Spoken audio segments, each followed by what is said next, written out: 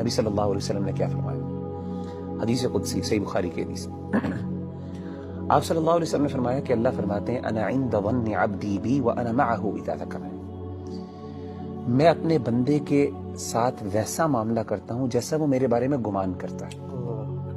اگر میرے بارے میں اچھا گمان کرتا ہے میں اس کے ساتھ ویسے ہی معاملہ کرتا ہوں، اگر وہ میرے بارے میں نیگیٹو ہوتا ہے تو میں اس کے ساتھ اس طریقے سے معاملہ کرتا ہوں۔ آپ نے کیا فرمایا؟ وَأَنَا مَعَهُ إِذَا ذَكَرَنِي، جب وہ میرے بارے میں ذکر کرتا ہے، مجھے یاد کرتا ہے، میں اس کے ساتھ ہوتا ہوں۔ إِذَا ذَكَرَنِي فِي نَفْسِهِ ذَكَرْتُهُ فِي نَفْسِهِ، جب وہ اپنے دل میں مجھے یاد کرتا ہے تو میں بھی اس کو اپنے نفس میں یاد کرتا ہوں۔